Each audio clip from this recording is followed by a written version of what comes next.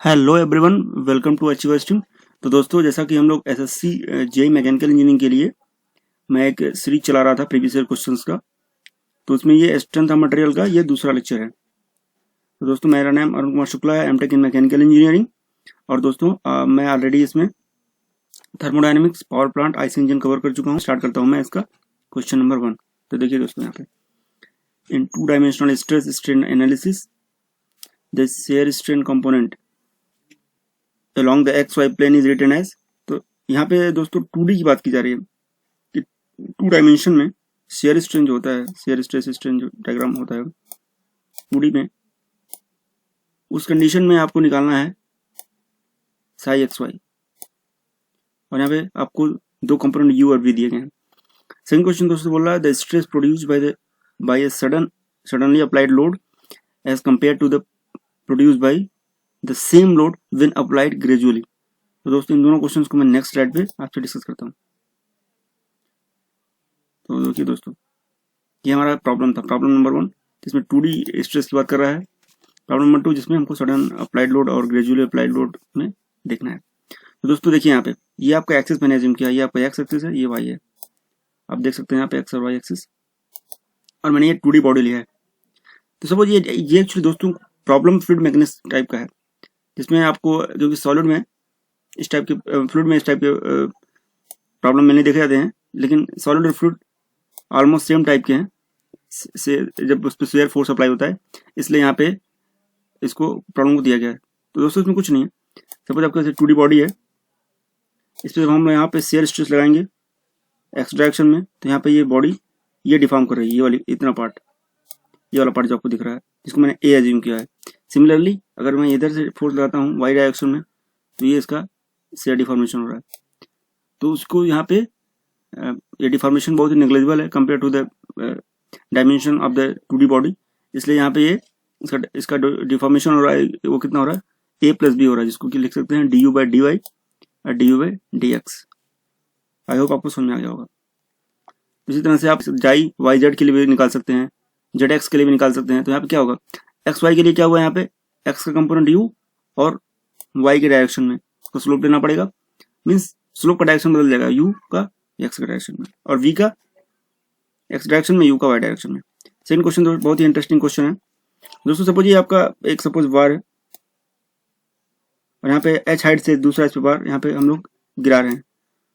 इस कंडीशन में स्ट्रेस की वैल्यू निकालने के लिए हम जो स्ट्रेस इंड्यूस होता है, उसके लिए हमको इम्पैक्ट फैक्टर इसको बोलते हैं, या इंड्यूस स्ट्रेस कितना होगा, और ये स्टैटिक कंडीशन को ऐड करते हैं।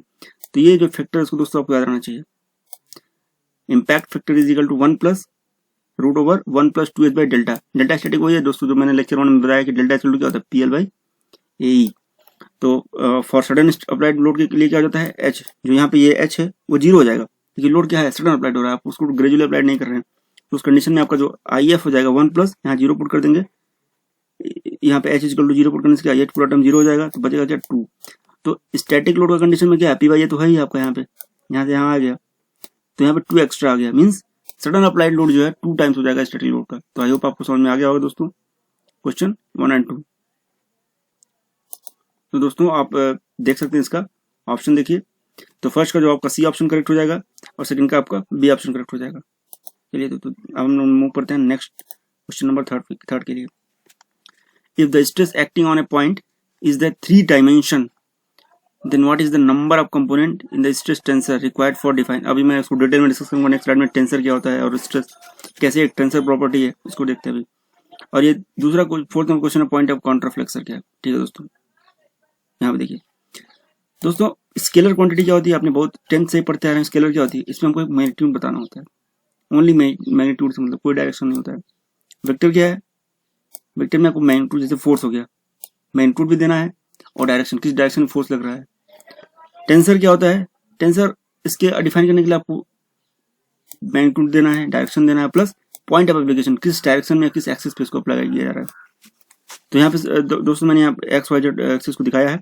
फिर सपोज आपका 3D बॉडी है, मैंने लिया यहाँ पे, तो इस डायरेक्शन में जो स्ट्रेस होता है, यह कौन सा स्ट्रेस है, टेंसाइल स्ट्रेस है। तो ये सिग्मा एक्स से रिप्रेजेंट करते हैं, मीन्स ये एक्स डायरेक्शन में, और ये एक्स वाले बॉल पे एक्टिंग हो रहा है। ये सिमिलरली ये जेड के लिए जेड वाई के लिए वाई। सिमिलरली इसी तरह से दोस्तों यहाँ पे अगर मैं शेयर स्ट्रेस लगाऊंगा तो इसके अपोजिट में कंप्लीमेंट्री शेयर स्ट्रेस आएगा। तो सारे दो दो चार दो छह, छह तो आपको शेयर स्ट्रेस हो जाएंगे इसमें, दो दो चार और दो छह, और तीन इसमें क्या हो जाएंगे आपके टेंसाइल स्ट्रेस हो जाएंगे। तो टोटल 9 कंपोनेंट होते हैं दोस्तों। तो स्ट्रेस एक टेंसर प्रॉपर्टी है, और अगर 3D में बात करेंगे तो 9 कंपोनेंट होंगे, 2D में बात करेंगे तो 4 कंपोनेंट होंगे। इसको याद रखिए दोस्तों, इंपॉर्टेंट है। नेक्स्ट हम देखते हैं दोस्तों पॉइंट ऑफ काउंटरफ्लेक्सर। हालांकि मैं अभी बीम्स को डिटेल में डिस्कस करूंगा, लेकिन अभी यहाँ पे अब प्रॉब्लम के लिए पॉइंट ऑफ काउंटरफ्लेक्सर के लिए, पॉइंट ऑफ इन्फ्लेक्शन के लिए उसका डेफिनेशन हम लोग यहाँ जान लेते हैं। तो होता क्या है, is that point where bending moment changes its sign. देखिए दोस्तों, बीम में हम जो फोर्स एक्टिंग करते हैं उसके दो डायग्राम होते हैं, शियर फोर्स और बेंडिंग मोमेंट। तो जहाँ पे बेंडिंग मोमेंट का साइन चेंज होता है, जहां से बेंडिंग मोमेंट प्लस से माइनस होगा, उसी क्या वही क्या होगा, पॉइंट ऑफ काउंटरफ्लेक्सर होगा। और ये पॉइंट जीरो बेंडिंग मोमेंट, जहां पॉइंट ऑफ ये होता है इट्स वहां पे बेंडिंग मोमेंट क्या होगा, जीरो होगा। सपोज आपको बेंडिंग मोमेंट डायग्राम है, कुछ ऐसा बन रहा है आपको बेंडिंग मोमेंट डायग्राम। तो यहाँ पे अगर ये पॉइंट यहाँ प्लस से माइनस हुआ है ये, तो ये पॉइंट अब क्या हो जाएगा आपका काउंटरफ्लेक्सर हो जाएगा, और ये यहाँ पे बेंडिंग मोमेंट जीरो है। और ये मोर देन वन पॉइंट, किसी एक बीम में अगर नंबर ऑफ फोर्सेस एक्टिंग ज्यादा कर रहे हैं तो वहाँ पे एक से ज्यादा पॉइंट भी हो सकते हैं। ये सारी बातें आपको एग्जाम के लिए इंपॉर्टेंट है, तो आपको समझ में आ गया होगा पॉइंट ऑफ काउंटरफ्लेक्सर क्या है और 3D कंडीशंस में कितने कंपोनेंट होते हैं स्ट्रेस सेंसर के। तो दोस्तों हम लोग अब आप इसके अकॉर्डिंग क्वेश्चन 3 और 4 सॉल्व कर सकते हैं। अब मैं क्वेश्चन नंबर 5 को देखता हूँ। 5 नंबर क्वेश्चन दोस्तों देखिए आप, in a simply supported beam where the shear force is zero, the bending moment, अभी देखते हैं इसको, the rate of change of bending moment is equal to. इन दोनों क्वेश्चंस को मैं अभी डिटेल में देखता हूँ दोस्तों नेक्स्ट स्लाइड में। देखिए दोस्तों, यहाँ पे मैं डिटेल में समझाता हूँ आपको डिफरेंट बीम के लिए कैसे कैसे होता है। ये मैंने एक कैंटिलीवर बीम लिया है। ये बीम कैसा है, कैंटिलीवर बीम है। ये आपका सपोर्ट है और एक डायरेक्शन में ये फोर्स, ये कटिंग प्लेन है एक्स। सपोज मैंने इस प्लेन को, इस बीम को यहाँ से कट करता हूँ और यहाँ पे पी फोर्स अप्लाइड है, एक्स वाई प्लेन आपको मैंने इसी के अकॉर्डिंग जूम किया है। जब मैं पी फोर्स यहाँ पे अप्लाई करूंगा तो इंटरनल क्रॉस सेक्शन के अंदर यहाँ पे एक फोर्स जनरेट हो रहा होगा बीम के, जिसको मैं वी से रिप्रेजेंट करता हूँ।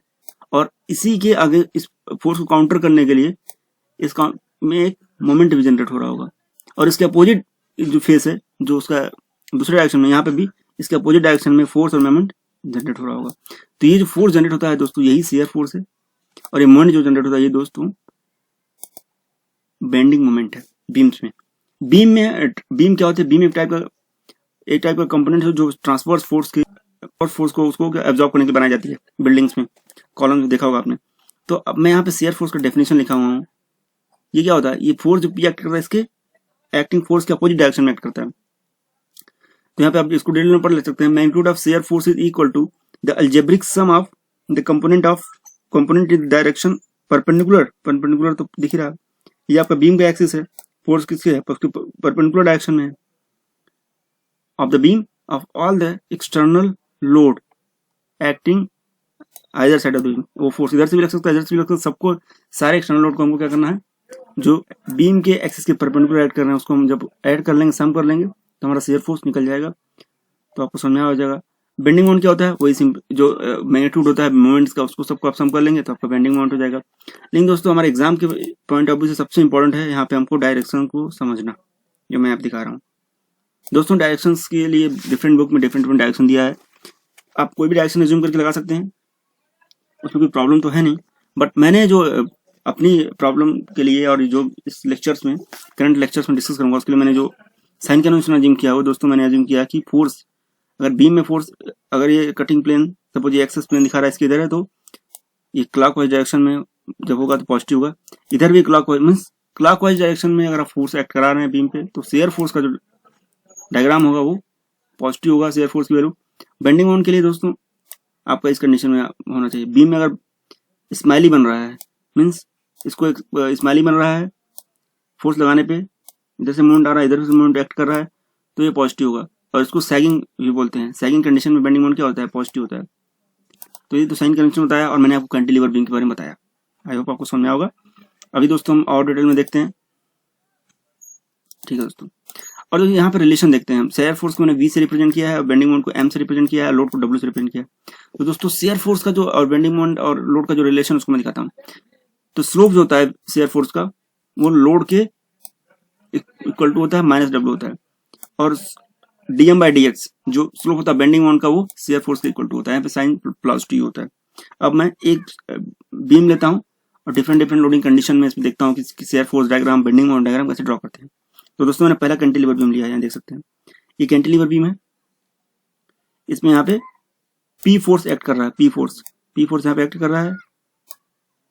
तो दोस्तों आप देख सकते हैं यहाँ पे बीम ये है, तो ये फोर्स कैसा दिख रहा है, यहाँ से ये फोर्स आ रहा है दोस्तों एंटी क्लॉकवाइज, तो यहाँ पे क्या हो जाएगा, नेगेटिव हो जाएगा, नेगेटिव हो जाएगा। लेकिन ये पॉइंट लोड है, इसलिए जो इसका डायग्राम बनेगा वो एक रेक्टेंगल टाइप का बनेगा, जो यहाँ दिख रहा है रेक्टेंगल है, पी फोर्स का रेक्टेंगल है, एक्सिस के नीचे होगा क्योंकि माइनस होगा, क्योंकि यहाँ पे एंटी क्लॉकवाइज डायरेक्शन में। आई होप आपको समझ में आ गया होगा। सेकंड बेंडिंग मोमेंट डायग्राम क्या होगा, अब देखिए दोस्तों यहाँ पे बीम ऐसा हो जाएगा, ऐसा हो जाएगा। ऐसे कंडीशन में क्या होता है, हॉगिंग होता है, या स्माइली नहीं बन रहा है, स्माइली तो ऐसे होगा ना, ये स्माइली नहीं बना, तो इसलिए क्या हो जाएगा, नेगेटिव हो जाएगा। वैल्यू कितनी होगी इसकी, पी इंटू एल, इसका जो एरिया होता है शेयर फोर्स डायग्राम का बेंडिंग मोमेंट होता है, तो आपका निकल जाएगा बेंडिंग मोमेंट भी। सेकंड क्वेश्चन केस देखते हैं दोस्तों हम लोग। मैंने सेकंड केस के लिए मैंने यहाँ पे लिया है UDL, UDL means uniform distributed load. इस केस में देखिए दोस्तों यहाँ पे क्या है, जो लोड है वो पर यूनिट लेंथ है, मीन्स लेंथ बढ़ने के साथ साथ लोड की वैल्यू बढ़ती जाएगी। तो अगर मैं डब्ल्यू एल मल्टीप्लाई कर दूंगा तो कंप्लीट लोड आ जाएगा। लेकिन डब्ल्यू तो दोस्तों इसका जो शेयर फोर्स का डायग्राम होगा वो इसका लेंथ के साथ बढ़ता चला जाएगा। तो यूडीएल कंडीशन में मैक्सिमम शेयर फोर्स किस पॉइंट पे लगेगा, जहां पे बीम को हम लोग, जिस पॉइंट पे बीम फिक्स्ड होगा, यहाँ पे बीम फिक्स्ड है तो यहाँ पे मैक्सिमम लोड लगेगा, कितना लगेगा, माइनस डब्ल्यू एल, क्योंकि यहाँ पे बीम क्या हो जा रहा है, बीम हॉगिंग हो रहा है, सैगिंग नहीं हो रहा है, यहाँ पे स्माइली नहीं बन रहा है, इसलिए। सिमिलरली हॉगिंग हो रहा है तो यहाँ पे क्या हो जाएगा, बेंडिंग मोमेंट नेगेटिव हो जाएगा। आप एरिया निकाल लीजिए, ट्रायंगल है, half of W L by 2, तो यहाँ पे माइनस डब्ल्यू एल, तो आपका शेयर फोर्स हो जाएगा half W L into L means minus W L square by 2, इसका क्या हो जाएगा, मोमेंट हो जाएगा। तो आप, मुझे लगता है दोस्तों आपको समझ में आ गया होगा कि शेयर फोर्स डायग्राम कैसे ड्रॉ करना है, बेंडिंग मोमेंट डायग्राम कैसे ड्रॉ करना है। अभी हम लोग और डिटेल में समझते हैं भाई सिंपली सपोर्टेड बीम के लिए। देखिए दोस्तों ये है सिंपली सपोर्टेड बीम, जिसमें दोनों एंड क्या है, मैंने दोनों एंड को फिक्स करके रखा है, दोनों एंड फिक्स्ड है, ठीक है। मैंने पहले मिड पॉइंट पे पॉइंट लोड एक्ट किया, ठीक है। इससे क्या होगा, यहाँ पे आप जब आर ए आर बी क्या होगा, इक्वली होगा, क्योंकि डिस्टेंस इक्वल है, पी बाई टू हो जाएगा। तो पी बाई टू यहाँ पे एक्ट करेगा, पी बाई टू यहाँ पे एक्ट करेगा, तो ये क्या होगा, पी बाई टू, ये P by two clockwise direction में होगा, तो ये पॉजिटिव हो जाएगा, प्लस पी बाई टू। लेकिन जैसे ये पी इधर, ये वाला पी इस पे एक्ट करेगा, तो पी बाई टू जाके यहाँ पे माइनस पी बाई टू हो जाएगा, क्योंकि डायरेक्शन इसका रिवर्स है, तो माइनस पी बाई टू हो जाएगा। तो आपका ये शेयर फोर्स डायग्राम बन गया। बेंडिंग मोमेंट डायग्राम के लिए क्या करेंगे, अभी इस डायरेक्शन में क्या होगा, बेंडिंग मोमेंट पॉजिटिव होगा, और आप देख सकते हैं ये जो बीम है यहाँ पे फोर्स लग रहा है, तो ये फोर्स मिड पे लग रहा है, तो इससे बीम ऐसा होगा, ऐसा होने मतलब क्या, बीम में स्माइलिंग बन रहा है, बीम में सैगिंग हो रहा है, इसलिए क्या होगा, बीम पॉजिटिव हो जाएगा, बेंडिंग मोमेंट पॉजिटिव हो गया। तो और कैसे निकालेंगे, एरिया निकाल लीजिए इस पॉइंट का, half P by two into L by two, P L by 4 हो जाएगा, जिससे मैक्सिमम बेंडिंग मोमेंट की वैल्यू आपको मिल जाएगी P L by 2, P L by 4, ये आपको वैल्यू मिल गई। तो दोस्तों यहाँ पे कुछ कंक्लूजन देखते हैं। देखिए शेयर फोर्स डायग्राम में जहाँ पे शेयर फोर्स की वैल्यू 0 होती है, तो ये पॉइंट है, वहाँ बेंडिंग मोमेंट क्या होता है, मैक्सिमम होता है। शेयर फोर्स जहाँ पे 0 वहाँ बेंडिंग मोमेंट मैक्सिमम है। Area of shear force diagram क्या हो, बेंडिंग मोमेंट देता है हमको। ये वाला बीम कैसा हो जा रहा है, इस टाइप से स्माइली बन रहा है, तो पॉजिटिव हो जाएगा। ये यहाँ पे पी बाई टू ऐड कर रहा है क्लॉकवाइज डायरेक्शन में, तो पॉजिटिव होगा, बट यहाँ पी बाई टू नेक्स्ट मिलेगा तो माइनस पी बाई टू हो जाएगा, तो यहाँ पे नेगेटिव हो जाएगा। तो आई आपको सबको समझ में आ रहा है। सिमिलरली मैं फिर से सेम बीम पे यूडीएल ऐड कराता हूँ। तो यहाँ पे देखिए दोस्तों, यहाँ पे टोटल फोर्स कितना हो जाएगा, डब्ल्यू एल हो जाएगा, लेकिन एक्ट कहाँ पे करेगा, सेंटर पॉइंट पे करेगा, यहाँ पे कहीं डब्ल्यू एल। बट जब मैं यहाँ पे सॉल्व करता हूँ इसको, तो आप फिर से यहाँ पे W L by two act करेगा, तो डब्ल्यू एल बाई टू यहाँ पे क्या है, ये डब्ल्यू एल बाई टू आपका इस डायरेक्शन में है, मीन्स क्लॉकवाइज डायरेक्शन में है, तो प्लस हो जाएगा। बट यहाँ पे ये यूनिफॉर्मली डिस्ट्रीब्यूटेड लोग इसको डिक्रीज करता जाएगा लीनियरली, फिर यहाँ पे डब्ल्यू एल आ जाएगा, तो माइनस डब्ल्यू एल धीरे धीरे डिक्रीज करता हुआ यहाँ पे माइनस डब्ल्यू एल बाई 2 हो जाएगा। तो आई होप आपको समझ में आया होगा। फिर आपको निकालना है क्या, बेंडिंग मोमेंट कैसे निकलेगा, इसका एरिया निकालिए, जिस पॉइंट का आप half of W L by 2 into L by 2, आपका area W L square by 2 आ जाएगा। लेकिन ये पॉजिटिव है दोस्तों, पॉजिटिव क्यों होगा, क्योंकि यहाँ पे भी यूडीएल ऐसे लगा हुआ, बीम इस टाइप से कुछ एक्ट करेगा, तो ये क्या हो जाएगा, पॉजिटिव हो जाएगा, इसलिए आपको डाउट नहीं होना चाहिए। यहाँ पे भी आप देख सकते हैं जहाँ पे शेयर फोर्स 0, वहाँ बेंडिंग मोमेंट क्या है, मैक्सिमम है। तो आपको ये भी समझ में आ गया होगा। तो दोस्तों अभी हम प्रॉब्लम को देखते हैं, दोनों प्रॉब्लम को। जहाँ पे शेयर फोर्स 0, वहाँ पे क्या है, बेंडिंग मोमेंट मैक्सिमम है। इसका तो बी ऑप्शन करेक्ट हो जाएगा, बी ऑप्शन करेक्ट हो गया। Rate of change of bending moment क्या हो जाता है, वो क्या हो जाता है, बेंडिंग डीएम बाई डीएक्स क्या होता है, एफ के इक्वल होता है shear force that of that section. DM by D X shear force, B X क्या है शेयर फोर्स है डेट सेक्शन में। बहुत इंटरेस्टिंग क्वेश्चन है, देखते हैं क्वेश्चन नंबर 7 दोस्तों। Bending moment at any point is equal to the algebraic sum of, वहां से देख सकते हैं आप, समझ जाएंगे। ये अच्छा क्वेश्चन, मैंने गेट का क्वेश्चन लिया है, बट ये प्रॉब्लम अच्छा है, ये क्वेश्चन आ सकता है एग्जाम में, सिंपल प्रॉब्लम है, बट आपको कॉन्सेप्ट क्लियर होना चाहिए। द बेंडिंग मोमेंट डायग्राम यहाँ पे बनाया गया है, ये बेंडिंग मोमेंट डायग्राम है, शेयर फोर्स पूछा गया है आपको। तो दोस्तों यहाँ पे आपको पता है कि डीएम बाई डी एक्स जो होता है, जो DM by D X means जो slope of bending moment diagram होता है वो शेयर फोर्स के इक्वल होता है। तो दोस्तों आपको ए सेक्शन में पूछा गया, ए सेक्शन में आपको स्लोप देखिए क्या है, ये आपका एक्स एंड वाई डायरेक्शन है, ये एक्स और ये वाई है। तो एक्स एक्सिस में स्लोप क्या 0 है, तो पहले तो 0 हो जाएगा, तो अभी सी दोनों में 0 है। दूसरे में देखिए इसका स्लोप निकालते हैं, तो ये वाला लेंथ दोस्तों कितना हो जाएगा दोस्तों, ये वाला लेंथ, ये तो 100 है, 200 तो ये 100 हो जाएगा, ये कितना हो जाएगा आपका 1/2 हो जाएगा, तो 100/2 कितना 50 हो जाएगा। तो दोस्तों आपका सी ऑप्शन करेक्ट हो जाएगा। स्लोप आपको निकालना है, डायग्राम देखते हैं बेंडिंग मोमेंट का, उससे तुरंत आपको क्या मिल जाएगा, शेयर फोर्स मिल जाएगा।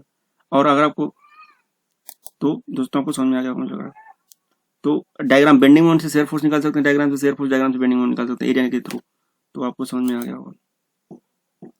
देखते हैं दोस्तों, simply supported beam of span of length L carries uniformly distributed load, जैसे मैंने सॉल्व कराया था अभी प्रॉब्लम में, उसका डायमीटर इतना है, the maximum value of the bending moment इतना है। अच्छा यहाँ पे देखिए क्वेश्चन, आपको सिंपली सपोर्टेड बीम दिया है, बेंडिंग मोमेंट की वैल्यू आपको दे दी गई एग्जाम प्रॉब्लम में, आपको निकालना है कि उसका लेंथ क्या होगा, जो सीधा सीधा फॉर्मूले प्रॉब्लम है, आपको देख लीजिएगा, इसका ए ऑप्शन करेक्ट होगा।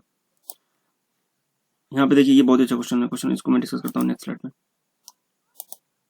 ये आपका जो लोड है, ये आपका ट्रेंगुलर शेप में लगाया गया है, ये वेरी कर रहा है, इसकी प्रॉपर्टी इस टाइप से लीनियरली वेरी नहीं कर रही है, इसकी प्रॉपर्टी लीनियरली नहीं इस टाइप से वेरी कर रही है, स्लोप के साथ वेरी कर रही है, ठीक है।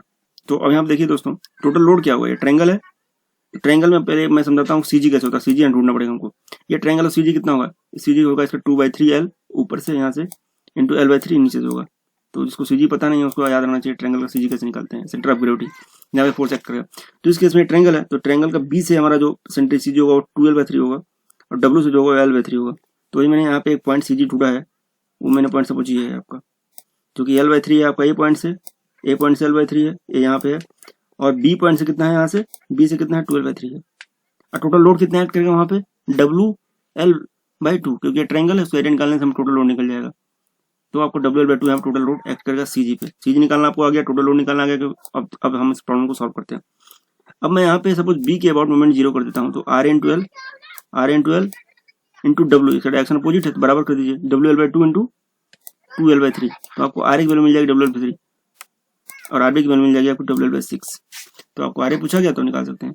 क्वेश्चन में प्रॉब्लम जो यहाँ पे क्वेश्चन उसके एबव दे दिया गया है, उसको मैं यहाँ पे डिस्कस किया हूँ। WL²/8 होता है आपका सिंपली सपोर्टेड बीम के केस में, UDL हो तो मोमेंट, उसकी वैल्यू यहाँ दी गई है, तो उससे L की वैल्यू 5.83 निकल के आता है।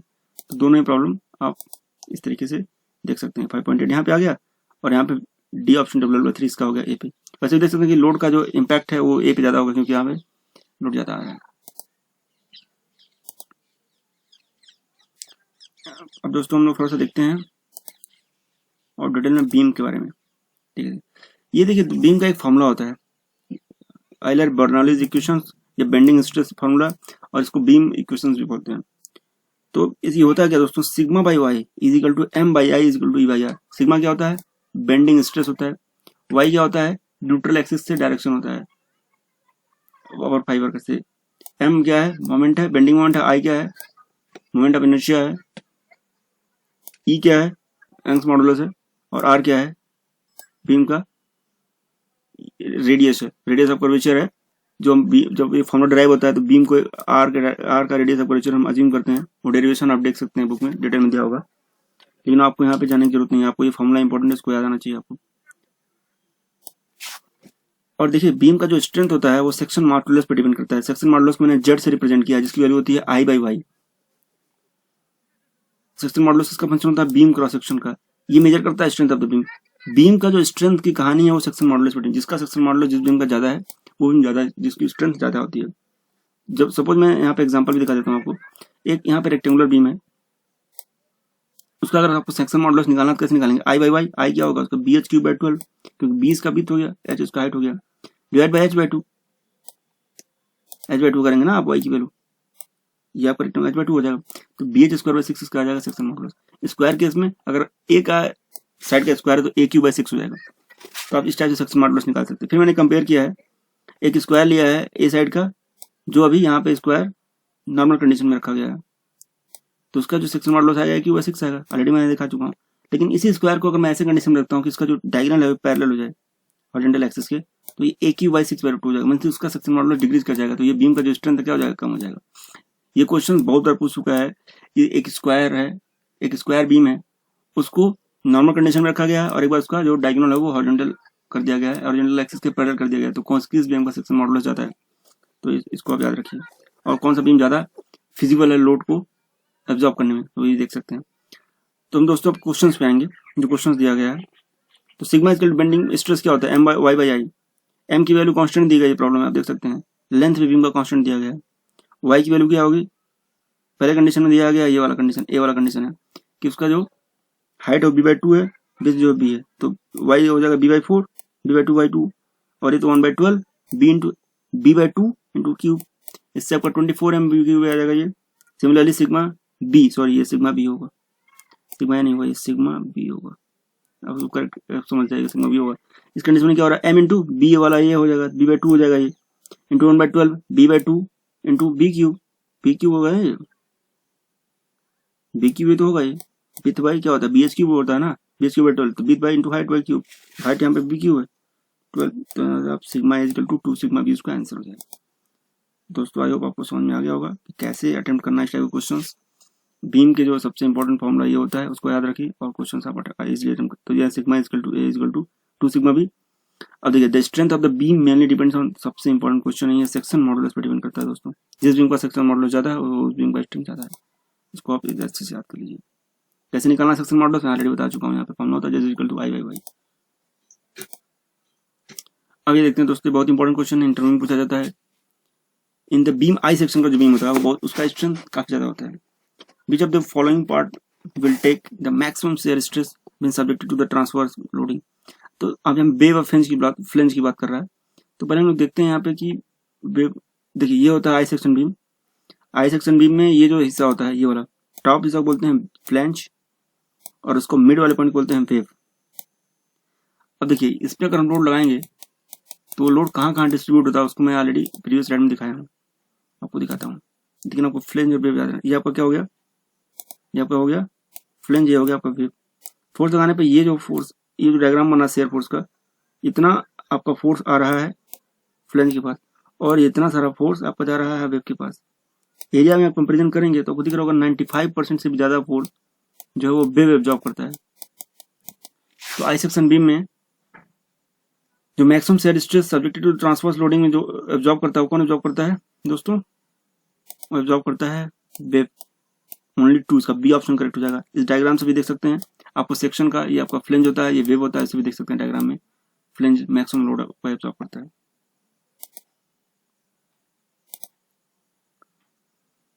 बहुत अच्छा क्वेश्चन दोस्तों, यहाँ पे आपको कॉन्सेप्ट और भी ज्यादा क्लियर होगा, लेकिन आपको याद रहना चाहिए शेयर फोर्स और बेंडिंग मोमेंट का रिलेशन क्या है, जो मैं आपको दिखा चुका हूँ। तो dv by dx equal to minus W होता है, और dm by dx equal to vx होता है।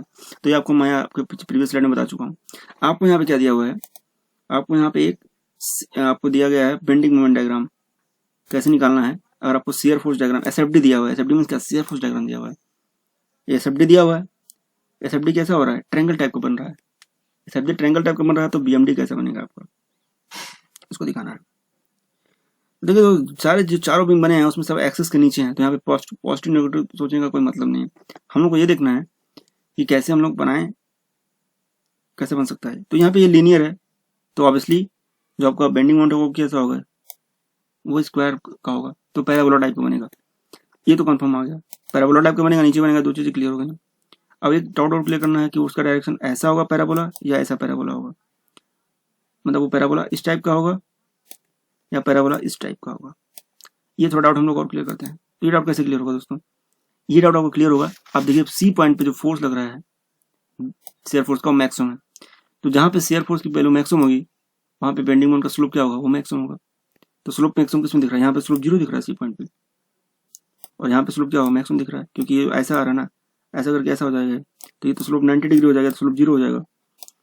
तो इस कंडीशन में दोस्तों आपका शेयर फोर्स में सी यहाँ पे देखिए अगर आप, तो यहाँ पे स्लोप मैक्सिमम है, क्योंकि ऐसा है, और यहाँ पे सोर्स फिर से 0 हो जा रहा है, ये 0 पे हो जा रहा है बेंडिंग मोमेंट। तो क्योंकि डीएम बाई डीएक्स जो होता है वो शेयर फोर्स होता है, सीधा शेयर फोर्स होता है, शेयर फोर्स एफ एस, मैं मान लेता हूँ वी एस को एफ एस लिख दे रहा हूँ यहाँ पे। तो यहाँ पे सी अगर मैक्सिमम है तो स्लोप यहाँ पे मैक्सिमम होना चाहिए, तो यहाँ पे स्लोप मैक्सिमम है, यहाँ पे स्लोप तो मैक्सिमम होगा नहीं, देख सकते हैं आप 0 हो रहा है स्लोप। इसलिए दोस्तों यहाँ पे आपका बी ऑप्शन करेक्ट हो जाएगा। जो इस प्रॉब्लम को समझ लिया उसके लिए आप कोई भी प्रॉब्लम नहीं होगी सॉल्व करने में। और आप लोग अच्छे से लेक्चर को दोबारा देखिए, इससे आपको समझ में आ जाएगा कि बेंडिंग मोमेंट डायग्राम कैसे ड्रॉ करना है, शेयर फोर्स डायग्राम कैसे ड्रॉ करना है, और आपके सारे प्रॉब्लम इस टाइप के जो है वो क्लियर हो जाएंगे। तो आई होप आपको दोस्तों मजा आएगा लेक्चर देखिए। प्लीज आप मेरे चैनल को सब्सक्राइब करें, शेयर करें जितना हो सकता है, और फेसबुक पेज चैनल का लाइक करें और उसको अपने दोस्तों के साथ शेयर करें। इसी के साथ दोस्तों थैंक यू, बाय बाय।